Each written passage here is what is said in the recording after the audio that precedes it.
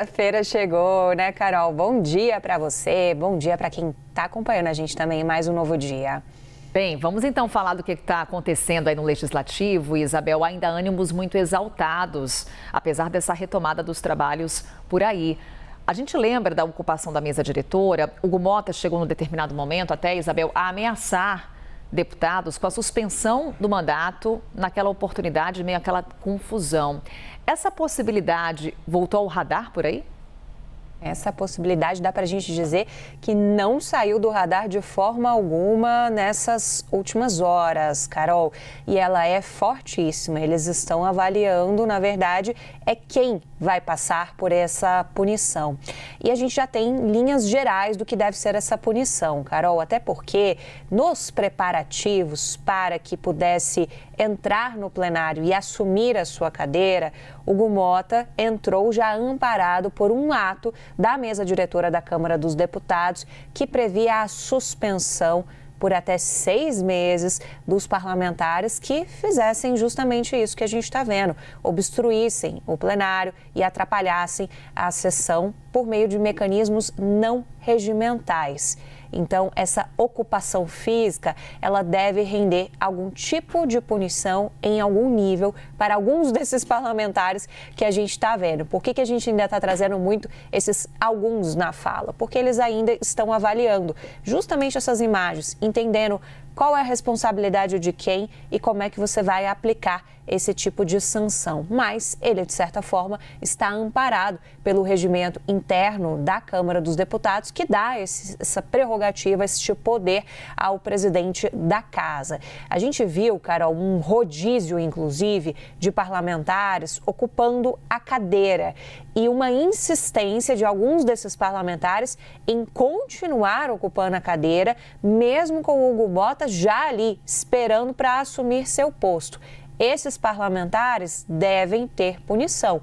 Não custa lembrar, o último parlamentar que levantou da cadeira foi Marcel Van Hatten, do Novo do Rio Grande do Sul, que, inclusive, chegou a concorrer à presidência da Câmara dos Deputados, tentou se alçar a este posto numa candidatura meio independente, porque a gente, não custa lembrar o contexto, lembra aqui que Hugo Mota chegou ao poder na Câmara dos Deputados amparado por parlamentares tanto da esquerda quanto da direita.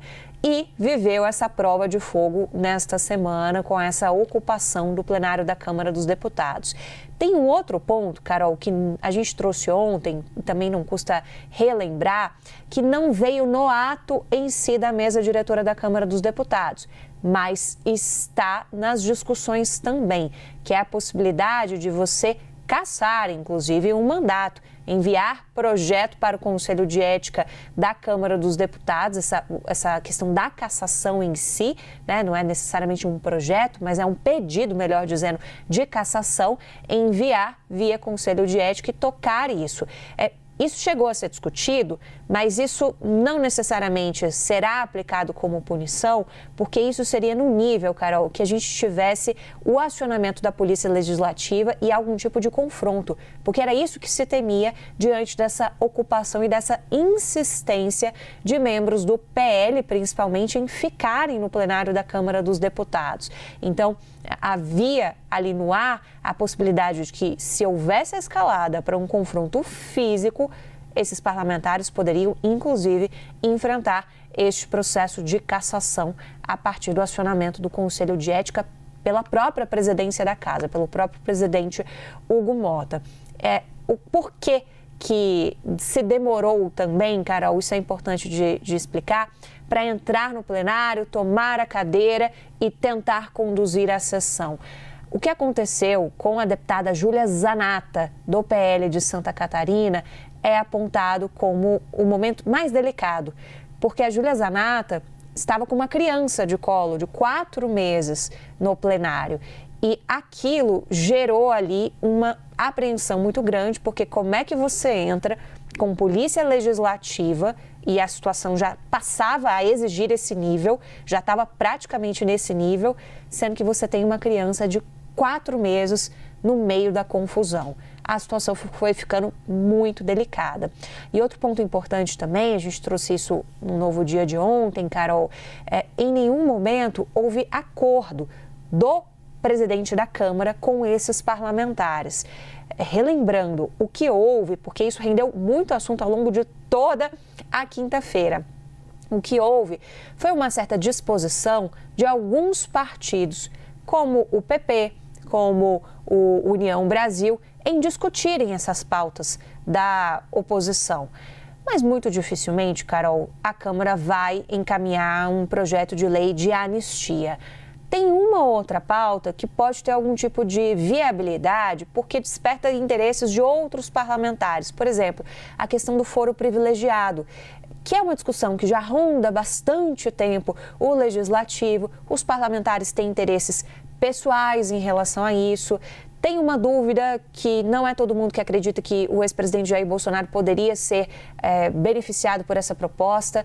Se ela avançasse, tem gente que avalia, bom, o Bolsonaro sim, o processo dele poderia cair do Supremo para a primeira instância. Tem gente que acredita que não. Tem dúvidas jurídicas, inclusive, sobre isso.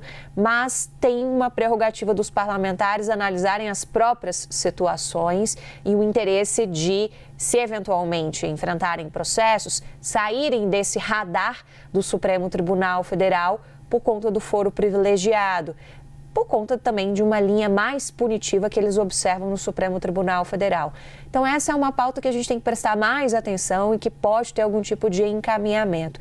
Mas está tudo muito no ar ainda, Carol, e a gente tem uma discussão que vai acontecer nas próximas semanas no Legislativo, principalmente no âmbito da Câmara dos Deputados, porque lá no Senado, que não chegou a ter essa confusão, mas a ocupação toda se estendeu para além da ocupação da Câmara, lá não tem nem muito o que fazer. O que os parlamentares saíram alardeando é que eles conseguiram apoio da maioria da casa em relação a um processo de impeachment do ministro do Supremo Tribunal Federal, Alexandre de Moraes. Mas ter apoio não significa que eles vão conseguir abrir este processo de impeachment, porque isso recai muito sobre a figura do presidente do Senado, Davi Alcolumbre, que não está aberto a dar encaminhamento à abertura de pedido de impeachment. Carol? É isso. Cabe